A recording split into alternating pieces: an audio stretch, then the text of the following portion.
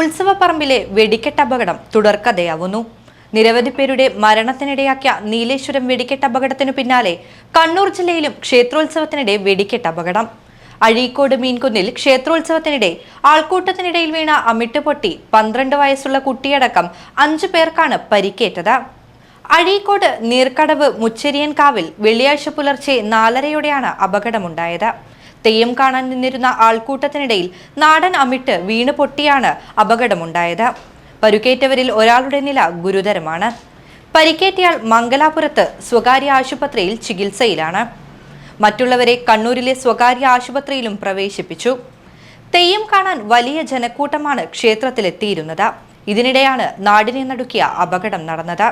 2 മാസങ്ങൾക്ക് മുൻപാണ് നീലേശ്വരം അഞ്ഞൂറ്റമ്പലം വീരർക്കാവ് ക്ഷേത്ര കളിയാട്ടത്തിനിടെ പടക്കശേഖരത്തിന് തീപിടിച്ച് അപകടമുണ്ടായത്. സംസ്ഥാന ദുരന്തമായി പ്രഖ്യാപിച്ച വെടിക്കെട്ട് അപകടത്തിൽ നിന്ന് കരകയറുന്നതിനിടെയാണ് സംസ്ഥാനത്ത് കണ്ണൂരിൽ ഈ ദുരന്തം നടക്കുന്നത്.